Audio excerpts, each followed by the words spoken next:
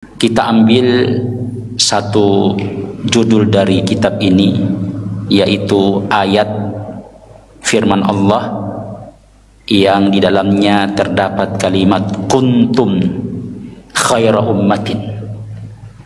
Kalian adalah umat yang terbaik. Dalam surah Al-Imran ayat 110 Allah berfirman, kuntum khaira ummatin ukhrijat linnasi ta'muruna bil ma'rufi wa tanhauna 'anil munkari wa tu'minuna billah walau amana ahlul kitabi lakana khairan lahum minhumul mu'minun wa aksaruhumul fasikun. Surah Al-Imran ayat 110. Kalian adalah umat yang terbaik yang dikeluarkan untuk semua manusia. Kalian menyuruh mereka berbuat ma'ruf dan melarang mereka dari perbuatan mungkar, dan kalian beriman kepada Allah. Seandainya ahlul kitab itu Yahudi dan Nasara, yang dimaksud oleh ahlul kitab Al-Quran, dalam Al-Quran adalah Yahudi dan Nasara. Jadi mustalah ahlul kitab dalam Quran itu merujuk pada dua umat ini, Yahudi dan Nasara, ahlul kitab. Sekiranya mereka beriman, maka itu pasti lebih baik bagi mereka. Minhumul mu'minun, ada yang beriman di antara mereka, wa aksaruhumul fasikun, tetapi kebanyakan adalah orang-orang yang fasik. Kata Syekh, coba lihat ayat ini dimulai dengan kata kuntum, kalian, dan dalam bentuk madi, bisighatil madi, wa qad jaa huna bisighatil madi, wa maddatul kaun tadullu ala tamakkun wal araqah fi syai'. Dan ketika satu bentuk itu disampaikan dalam bentuk lampau atau madi, itu menunjukkan ketegaran, kekuatan dan kokohnya sesuatu. Maka ketika disebutkan kuntum, kata kuntum di sini mengandung makna itu. Mimma yadullu ala jadaratihin wa uluwi qadrihin fi. Jadi ini kalimat pujian tentang umat Islam, tentang orang beriman, ketika Allah mengatakan dalam ayat ini dengan kalimat kuntum.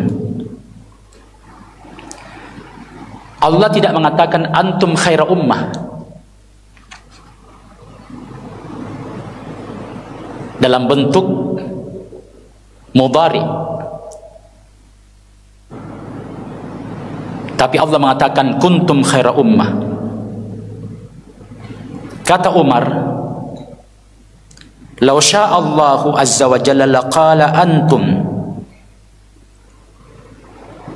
fakunna kulluna walakin qala kuntum. Kalau Allah berkehendak dalam ayat ini, dia akan mengatakan antum.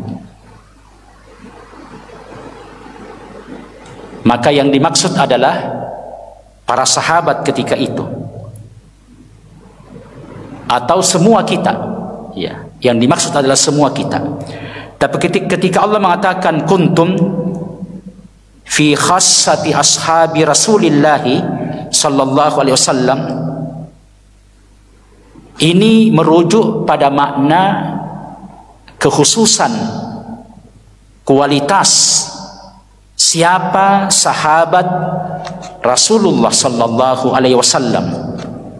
Jadi ketika kita baca ayat ini sekarang, Maka yang pertama yang harus segera muncul dalam benak dan pemahaman kita adalah sahabat.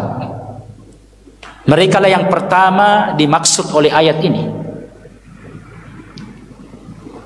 Dan bagaimana kita menemukan siapa itu sahabat? Ayat ini sebenarnya ketika kita baca mendorong kita untuk membaca sirah sahabat agar kita tahu.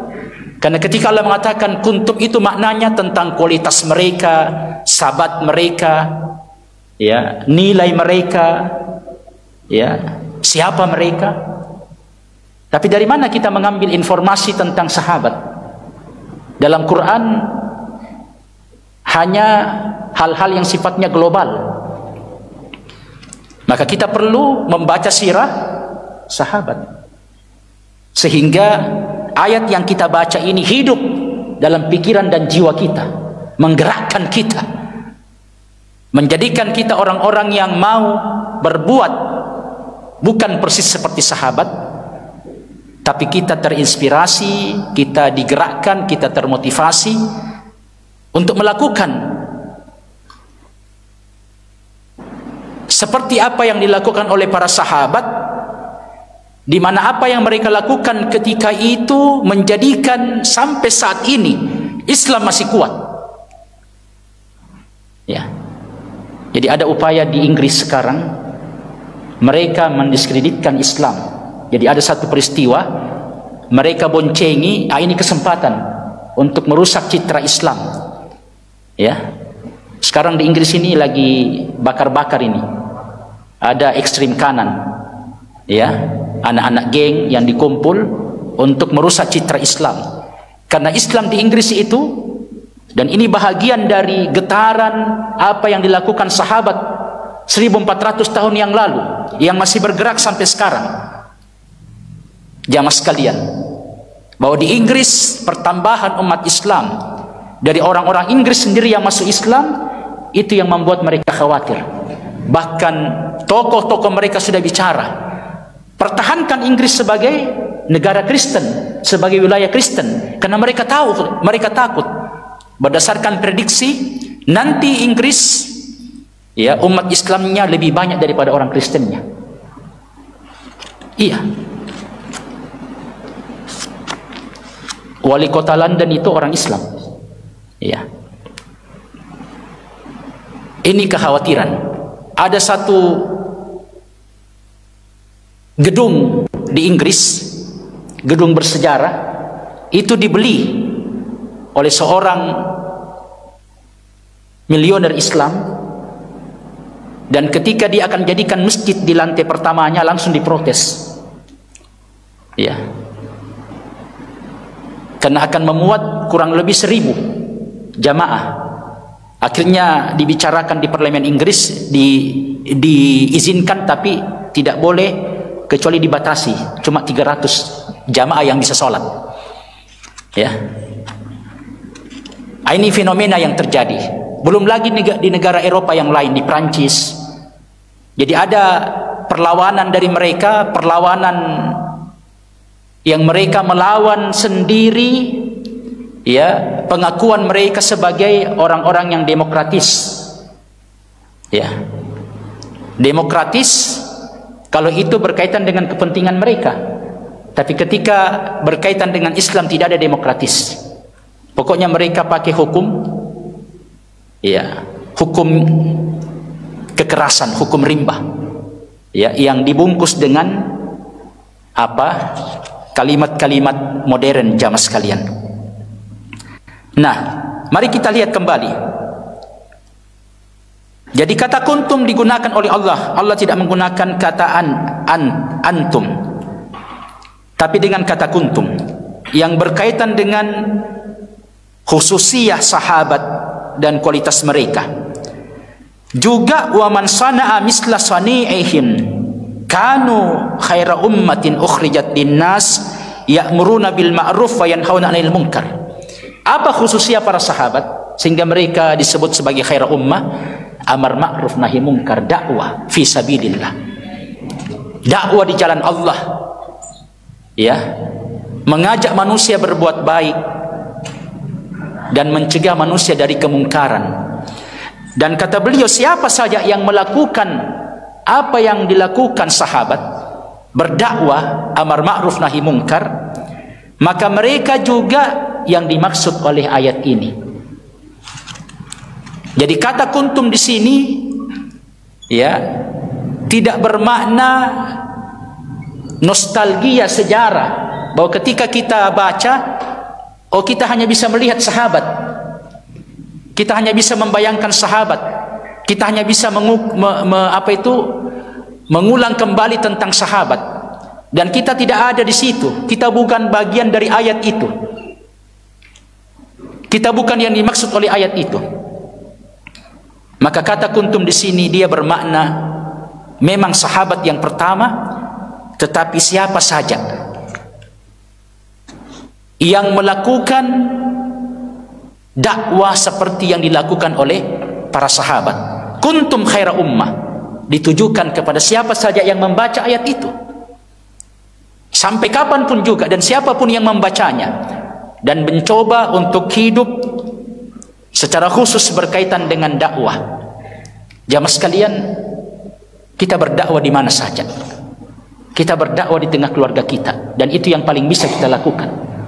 Mungkin kita tidak bisa berdakwah dalam arti bernasihat ya secara lebih luas, tapi siapa yang punya keluarga, maka semua orang yang di bawah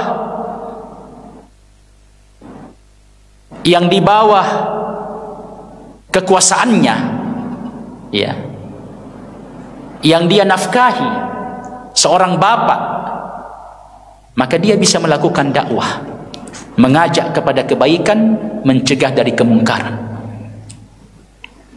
Dan itu adalah bahagian dari eksistensi Islam. Islam ini hilang, bahkan hilang dari tengah keluarga kita, tinggal nama ketika tidak ada dakwah. Islam ini hilang bahkan di tengah keluarga kita, pada istri dan anak-anak kita, namanya nama-nama Islam, tetapi bisa saja pola pikir, gaya, mode, cara bukan lagi berdasarkan syariat Islam, petunjuk Islam, agama Islam. Bahkan sudah lama hilang Islam itu dari rumah kita. Akan datang satu zaman, akan datang satu waktu, Islam tinggal nama, kata Rasulullah. Di antara sebabnya, dan sebab yang paling besar, tidak ada dakwah, tidak ada orang yang berdakwah, tidak ada orang yang mengambil tanggung jawab untuk mengingatkan dan menasihati. Kalau kita ingin berdakwah, dan dakwah ini adalah salah satu ciri umat yang terbaik, jangan menunggu kapan kita berdakwah. Mari mulai dari rumah kita masing-masing. Rumah kita adalah ladang dakwah kita, tempat kita berdakwah. Ya, kalau saja setiap rumah, di dalam rumah itu ada dakwah, betul-betul seorang bapak, seorang pemimpin keluarga melakukan dakwah, dia memahami ayat ini, kuntum khaira ummah, ya, maka kita akan melihat setiap remaja yang keluar dari rumah itu, setiap pemuda, setiap pemudi, di situ akan ada bekas-bekas dakwah. Tidak akan sama satu rumah tangga yang di dalamnya ada bapak, ada pemimpin keluarga yang berdakwah, dengan bapak yang ya acuh, ya, tidak akan sama. Tidak akan sama kondisi rumah itu. Tidak akan sama orang-orang yang keluar dan masuk di rumah itu. Dan inilah yang ditunggu oleh musuh-musuh Islam. Ketika rumah kita kehilangan ruhnya, kehilangan identitasnya, kehilangan isinya, ini yang ditunggu oleh mereka. Artinya kita mempersingkat kerja-kerja mereka, kita mempersingkat kerja-kerja mereka. Kalau mereka harus bekerja dari A sampai Z, kita sudah bantu dia dari A sampai G, dia tinggal lanjutkan saja. Maksudnya dalam rumah kita ini sudah ada calon-calon yang akan mereka lanjutkan, akan mereka proses, yang akan mereka garap tanpa kita sadari. Seorang muslim, keluarga muslim ada identitas, dan itu kembali kepada dakwah yang kita lakukan.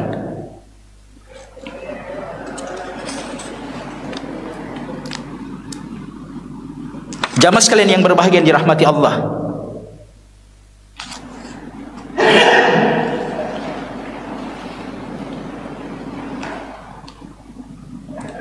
kuntum khaira ummah. Ketika Allah mengatakan kepada kita dan kita baca kuntum khaira ummah, lil is'ar bi takrimil mukhatabin, agar orang yang membaca ayat ini merasakan bagaimana dia yang dimaksud oleh ayat ini. Siapa yang dimaksud dengan mukhatabin di sini? Yang dimaksud adalah setiap orang yang membacanya. Setiap kita membaca ayat ini,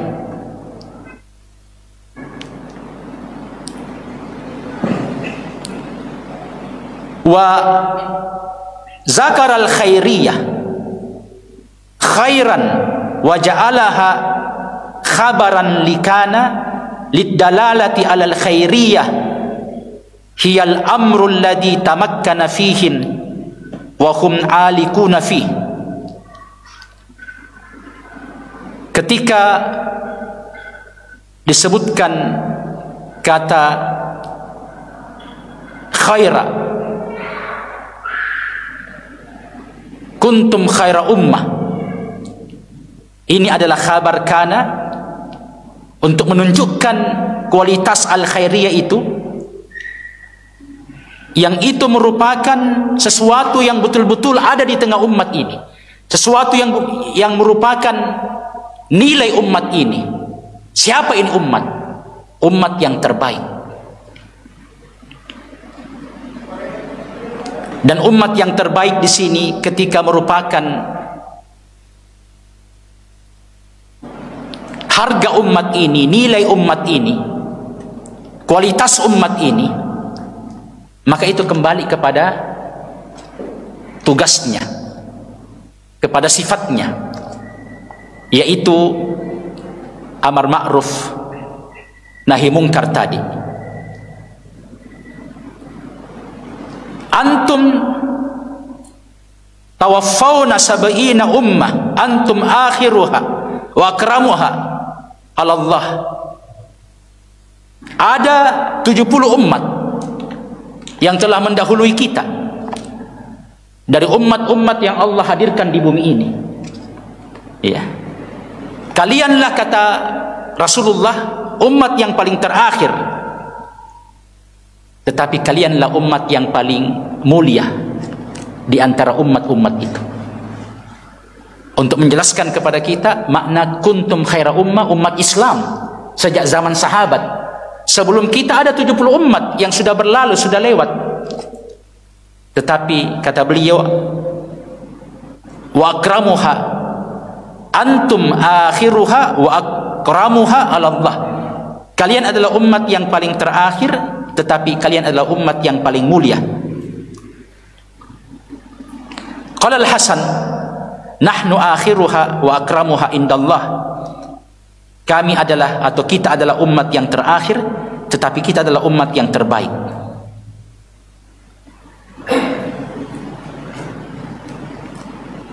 Nah, kaifa tuqayyad khairiyatu hadhil ummah awwaluha wa akhiruha bil amri bil ma'ruf wan nahyi anil munkar min furudil wa huma min furudil kifayah allati la yaqumu biha kullun nas. Dakwah itu fardu kifayah. Tidak semua orang berdakwah. Tapi Allah mengatakan kalian sebagai satu umat, kalian semua adalah umat yang terbaik. Padahal dakwah itu hanya dilakukan oleh sebagian orang, tidak semua. Dan hukumnya, secara hukum dia fardu kifayah, bukan fardu ain. Tapi kenapa Allah menyebutkan kalian semua adalah umat terbaik?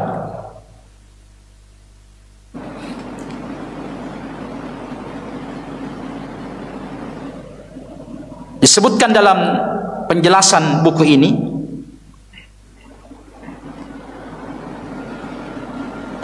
bahwa inilah yang dimaksud dengan khairiyah hadhil ummah. Artinya semua yang melakukan dakwah dari umat ini berdasarkan kemampuannya, itu telah mewakili yang lain. Sebagaimana fardu kifayah, kalau ada yang sudah melakukan sebagian orang, maka gugur kewajiban pada sebahagian yang lain. Nah, bagaimana menjaga di tengah umat ini? Selalu ada yang berdakwah. Jangan umat ini kehilangan orang-orang yang berdakwah, orang-orang yang menyampaikan kebaikan, orang-orang yang menyampaikan kebenaran. Jamaah sekalian yang berbahagia dan dimuliakan Allah, maka seperti yang kita katakan tadi, memang hanya sebahagian dari umat ini yang wajib untuk melakukan dakwah berdasarkan kapasitasnya. Tapi kalau kita kembalikan kepada keluarga kita masing-masing, ya, yang wajib berdakwah di tengah keluarganya masing-masing adalah kepala keluarga. Apa maksudnya? Ya, dakwah dengan sebagai orang-orang yang sudah berkeluarga terutama. Ya, kita ini sebagai pemimpin keluarga harus belajar supaya ilmu yang kita pelajari, ilmu yang kita ketahui, itu yang kemudian kita ajarkan dan kita ingatkan kepada keluarga kita, jamaah sekalian.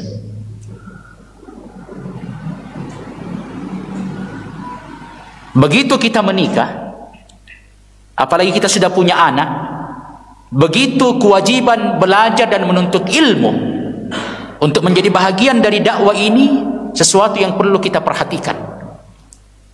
Makanya kalau kita sudah punya keluarga, ya saya ingatkan berkaitan dengan keluarga, sudah punya anak, sudah punya istri, janganlah kita malas menghadiri majelis ilmu.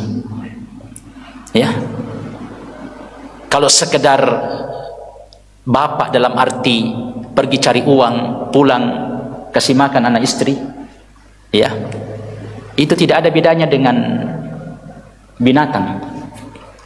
Bahkan binatang itu dalam hadis dikatakan dia tinggalkan sarangnya kosong, temboloknya, pulang sudah kenyang dan ada yang dibawa pulang ke rumah. Tapi waktu dia pergi dia tidak tahu mau kemana ini. Kalau kita kan jelas kita keluar rumah langsung pergi ke kantor tak? Ya, jelas alamatnya, jelas kita masuk di ruangan mana, duduk di mana, apa yang kita kerja. Kalau binatang, ya pokoknya dia jalan saja dan Allah yang berikan petunjuk.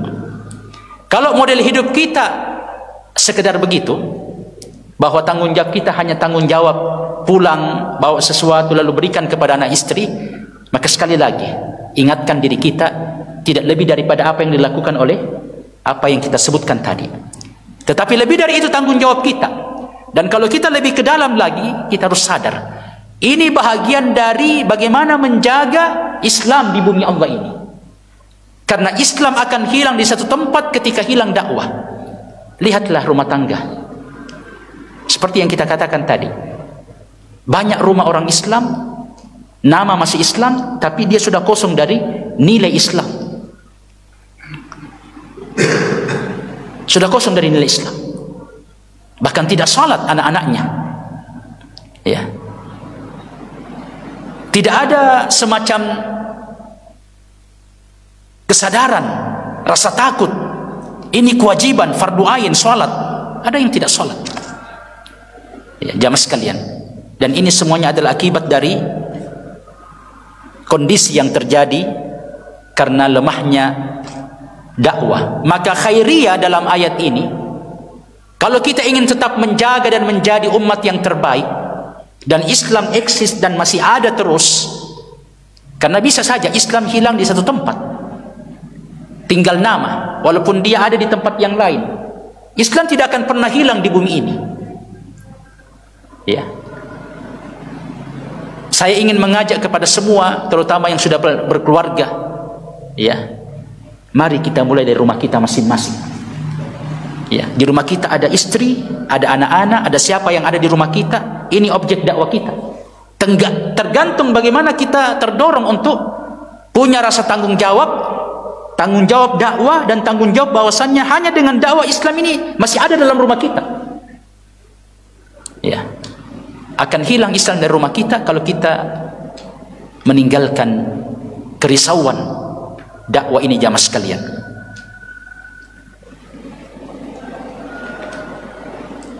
Kemudian Allah mengatakan dalam ayat ini, ukhrijat bisigati ya uf'ilah duna fa'ala atau fu'ila, khurijat libayani annaha lam takhrud binafsiha, bahwa umat Islam ini tidak muncul tiba-tiba sekonyong-konyong, ya, tapi dia dipersiapkan, dikeluarkan, dihadirkan. Siapa yang mengeluarkan umat ini dengan tugasnya, dengan amanahnya, lalu dia menjadi umat terbaik? Allah Subhanahu wa taala. Wa inna ma bunyal al-fi'lu lil majhul ukhrijat ya li laftin nazar lil fi'l wa huwa al-ikhraj, lianna al-mukhrij laha huwa Allah. Ketika disebutkan kata ukhrij, ya, supaya kita bertanya, siapa yang keluarkan, siapa yang hadirkan umat ini? Dia tidak dalam bentuk kharajat, tapi ukhrijat, ya, dalam bentuk sigah majhul, supaya kita bertanya, siapa yang keluarkan umat ini, siapa yang hadirkan? Maka tidak lain dan tidak bukan adalah Allah. Wa fi hafdil fa'il izharu anna al-fi'la la yakunu illa minhu subhanahu wa ta'ala. Ketika Allah dalam ayat ini tidak disebutkan, Allah tidak menyebutkan dirinya, ya, maka kita sampai pada sebuah keyakinan tidak ada yang bisa melakukan ini kecuali Allah. Jadi ketika nama Allah seakan-akan dihilangkan, bukan untuk disepelekan, bahkan litta'zim, untuk kita sampai pada pengakuan bahwa umat ini dihadirkan. Makanya tidak akan kalah umat ini. Siapa yang hadirkan umat ini? Dengan misinya tidak akan pernah kalah umat ini, tidak akan pernah hilang Islam ini. Siapa yang hadirkan umat ini dengan misinya dakwah amar ma'ruf nahi munkar? Allah, berdasarkan penjelasan ayat ini. Ya, bahkan ada hadis mengatakan akan datang satu masa, ya, Islam akan datang di mana ada matahari siang dan malam. Dia akan masuk ke setiap rumah-rumah yang berada di bukit-bukit dan di lembah-lembah. Dengan kemuliaan orang-orang yang menerimanya dan menjadi muslim, dan kehinaan orang-orang yang menolaknya dari orang-orang kafir. Ya. Jadi biar mereka pakai cara apa saja, dengan sekuat tenaga, semua yang mereka lakukan untuk menghilangkan Islam tidak akan pernah bisa berhasil. Karena yang menghadirkan Islam ini adalah Allah. Makna kata ukhrijat itu bermakna bahwa yang menghadirkan Islam ini adalah Allah. Ya, maunya Allah, tidak mungkin Islam akan hilang, tidak mungkin Islam akan kalah, jamaah sekalian. Bahkan prediksi-prediksi yang kita baca di berbagai tulisan-tulisan, ya, itu Eropa dan Amerika di tahun 2050 akan lebih banyak umat Islam daripada orang-orang selain Islam. Dan sekarang trennya begitu. Ya, kalau orang Islam kasihan ada yang murtad, itu biasanya karena persoalan ekonomi. Tapi coba lihat orang-orang mereka yang masuk Islam, orang-orang yang mapan, orang-orang yang kaya, ilmuwan, teknokrat, yang kritis dan menggunakan akalnya dan pikirannya ketika dia membaca Al-Quran. Ya, bahkan gelombang masuk Islam itu justru terjadi paling banyak ketika setelah peristiwa apa ini yang di Menara apa itu? Tanggal 9. Iya. Jadi ada upaya merusak sum'ah Islam, nama Islam. Coba Islam ini merusak. Ya. Tapi sejak itu lebih banyak yang beli Quran dan baca langsung, termasuk peristiwa Gaza kemarin. Banyak orang-orang terkenal ya yang masuk Islam. Jadi apa yang mereka bisa lakukan? Mereka sudah menghantam jantungnya Islam supaya terbentuk opini tentang Islam ini bagaimana. Justru disitulah Islam semakin kuat. Ya. Makanya tidak ada cara mereka lakukan kecuali fitnah dan fitnah terhadap Islam seperti yang terjadi di Inggris hari ini. Jamaah sekalian. Ini hal yang penting. Bahwa Islam ini yang keluarkan adalah Allah, yang hadirkan adalah Allah. Maka dia tidak akan mungkin hilang dan dikalahkan.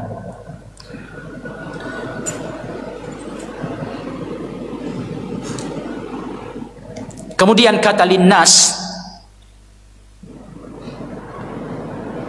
fi ta'addiyah al-fi'l bil lam duna ila lil ish'ar bil khususiyati wal qasd la mujarrad al wusul wal intiha. Jadi kata linnas bukan ilan nas. Jadi Allah mengatakan linnas bukan ilan nas agar kita fahami memang agama ini, Islam ini yang dibawa oleh para sahabat untuk semua manusia. Jadi Islam ini agama dakwah. Islam agama dakwah. Ya, bahkan ketika diizinkan perang dalam Islam ini, itu terjadi ketika dakwah ini dilakukan dan ada yang menghalanginya. Maka penghalang ini harus dihilangkan dulu, disingkirkan. Islam agama dakwah, bukan agama yang diam, bukan agama apa itu urusan pribadi, ya, yang masing-masing orang beragama tidak usah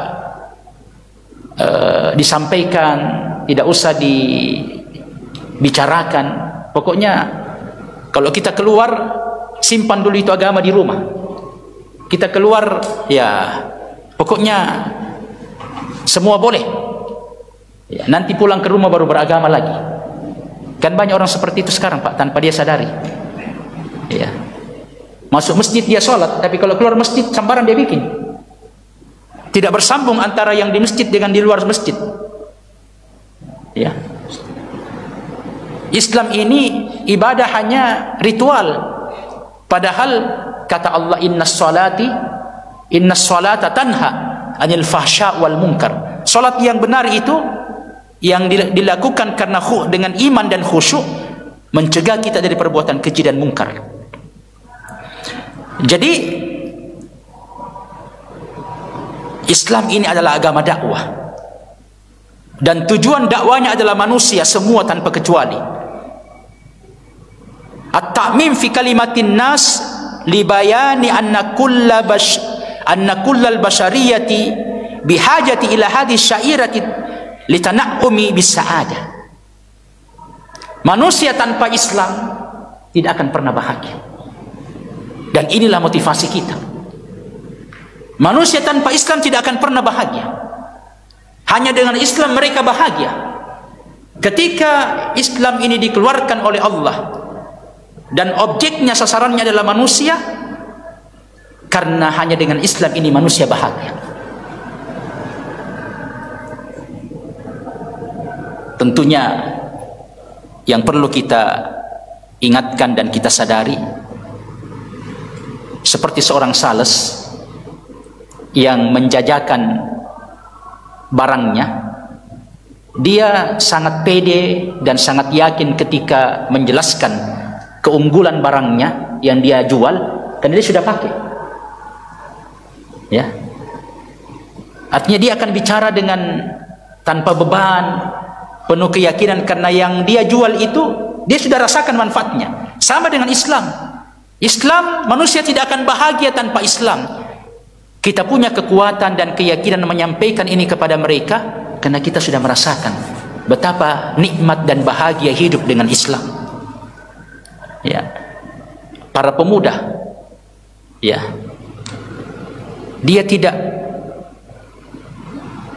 seperti di tengah hutan belantara, bingung dan hilang, mencoba sana dan sini, ya, karena mereka sudah menemukan bahwa yang membahagiakan mereka, yang membuat mereka optimis, membuat mereka berharga, membuat mereka bernilai, ya, membuat mereka berkarakter adalah Islam, agama ini, dan mereka tidak temukan di tempat yang lain.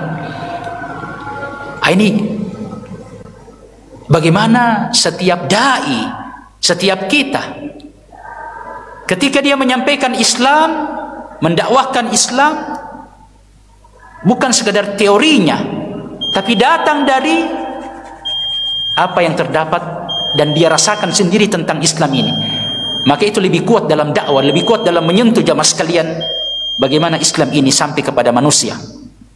Jadi supaya semua manusia, ya, merasakan bahwa hanya dengan Islam mereka bahagia. Lidzalika qila fi ma'naha hum khairun nasi linnas. Maka salah satu makna daripada ayat ini, yaitu manusia yang dikeluarkan untuk manusia, mereka adalah sebaik-baik manusia untuk manusia. Kita ini orang Islam sebaik-baik manusia untuk manusia secara keseluruhan. Siapa manusia lain itu yang di luar Islam? Orang Kristen, orang Yahudi, orang-orang apa saja. Manusia terbaik adalah manusia-manusia Islam, dikeluarkan supaya manusia yang lain mereka dekati, mereka ajak, ya, mereka sentuh untuk juga merasakan kebahagiaan seperti yang mereka rasakan. Kita sholat, sujud, ruku, berdiri dengan tumaknina. Ini adalah kebahagiaan yang kita rasakan dan diberikan kepada kita, yang tidak diberikan kepada orang lain di luar agama Islam. Jadi istilahnya, kalau kita ingin berdakwah kepada mereka dan meyakinkan mereka, ya, salat kita saja dulu jadi salah satu yang kita rasakan nikmat berislam itu yang kita rasakan dalam salat. Ketika kita berzikir, ketika kita baca Quran, yang tidak mereka rasakan, yang tidak mereka rasakan jamaah sekalian. Ya, jadi Islam itu hidup, bukan sekedar teorinya. Kita hidup setiap hari dengan salat. Ya, dan kita rasakan nikmat itu salat, nikmat itu ruku, nikmat itu sujud. Ya, dalam hadis dikatakan ruku itu makanut ta'zim. Bagaimana seorang yang ketika dia ruku dia merasakan ta'zim kepada Allah. Tidak boleh kita ruku di hadapan manusia, hanya kepada Allah saja kita bisa ruku begini. Ya, tidak boleh kita sampai patabe itu bagaimana sampai ke bawah, tidak boleh. Hanya kepada Allah kita boleh lakukan itu. Tidak apa-apa kita permisi, tapi tidak perlu kita tundukkan, terlalu tunduk punggung kita. Hanya kepada Allah ta'zim itu. Dan sujud itu makanut doa, ad-da'wah, perbanyak doa di situ. Nah, saat-saat seperti ini ketika kita sholat adalah saat-saat kita seharusnya merasakan bahagia dan nikmatnya beribadah kepada Allah, bertauhid kepada Allah, beriman kepada Allah. Dan orang lain di luar Islam tidak merasakan itu. Maka inilah salah satu bentuk motivasi dakwah kita, agar orang lain bisa merasakan nikmatnya berislam, nikmatnya berislam. Ya, makanya ya sekarang kan apa itu kafe-kafe ya di mana-mana ya, Genzi, ya, hidup dengan berbagai kafe. Ya, tapi apa yang dibicarakan di kafe itu? Harusnya di tempat-tempat itulah ketika orang berkumpul tidak usah kita undang, tiba-tiba datang orang yang punya keberanian menyampaikan nikmatnya Islam, bahagianya menjadi muslim. Iya. Dan tentunya yang berdakwah kepada mereka bukan orang tua seperti kita, supaya selevel, ya, anak-anak muda juga, remaja-remaja juga, supaya frekuensinya sama.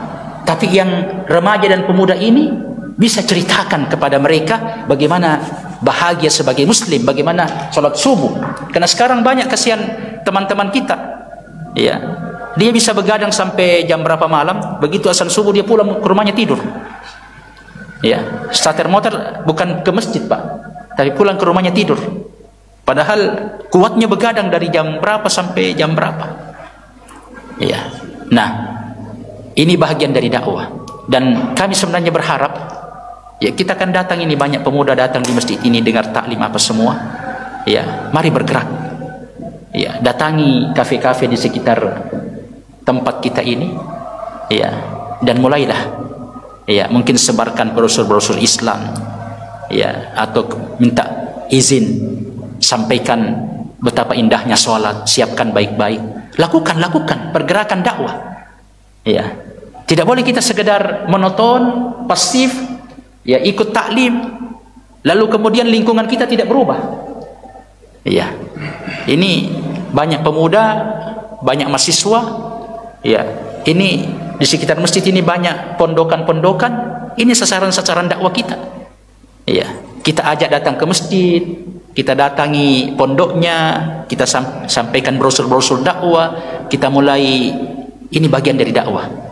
Dan ini salah satu cara kita merawat Islam, menjaga Islam, jamaah sekalian yang dimuliakan Allah Subhanahu wa taala. Intinya, dengan ayat ini sebahagiannya menjelaskan kepada kita, Islam tidak akan pernah hilang, tidak akan pernah padam, tetapi salah satu cara dan salah satu cara dan jalan Islam ini tetap eksis dengan dakwah. Dan dengan dakwah itulah kita akan menjadi umat yang terbaik. Khairiyatu hadhil ummah. Ya, kualitas umat ini sebagai umat terbaik ada pada bagaimana mereka konsisten menjalankan dakwah itu. Dan ketika kita bicara dakwah, mulailah dari yang paling dekat dari diri kita. Rumah kita, tetangga kita, lingkungan kita. Ya. Mudah-mudahan nanti ke depan dari masjid ini keluar, ya, apa itu, kelompok dakwah. Tidak usah jauh-jauh, di sekitar sini saja. Ya. Ini banyak remaja, banyak pemuda yang bisa kita bekali untuk kemudian mereka mendatangi teman-temannya, kawan-kawannya yang belum tersentuh dan belum merasakan nikmatnya betul-betul bagaimana berislam dengan baik, sehingga, ya, kita bisa memberikan manfaat kepada umat. Dan sekali lagi, satu generasi ketika tidak ada dakwah melahirkan generasi berikutnya, akhirnya generasi ke generasi Islam ini akan menjadi kabur. Karena satu generasi yang kosong dakwah, dia akan melahirkan generasi berikutnya. Apa yang akan dia wariskan kepada generasi berikutnya? Sementara dia tidak punya wawasan tentang Islam. Maka cara untuk menjaga supaya generasi berikutnya ada Islamnya, maka berikan wawasan tentang Islam pada generasi sebelumnya. Ya, dengan dakwah ini supaya ketika dia melahirkan generasi berikutnya itu mengerti tentang Islam karena dia telah diajar dan dipersiapkan oleh generasi sebelumnya sebagai generasi pelanjut. Kalau tidak ada, ya, estafeta Islam dakwah seperti ini, maka memang di satu tempat Islam akan kabur, jamaah sekalian. Seperti yang disebutkan dalam hadis, akan datang satu masa Islam tinggal nama. Tapi bagaimana mereka tahu tentang Islam? Itu masalah yang besar. Sebab utamanya karena tidak ada dakwah. Semoga bermanfaat apa yang kami sampaikan. Lebih dan kurangnya mohon dimaafkan.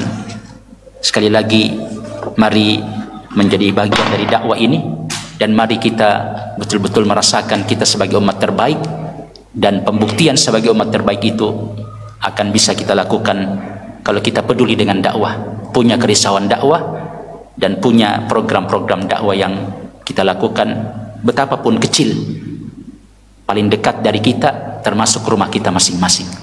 Lebih dan kurangnya sekali lagi dimaafkan. Subhanaka asyhadu an la ilaha illa anta astaghfiruka wa atubu ilaik. Assalamualaikum warahmatullahi wabarakatuh.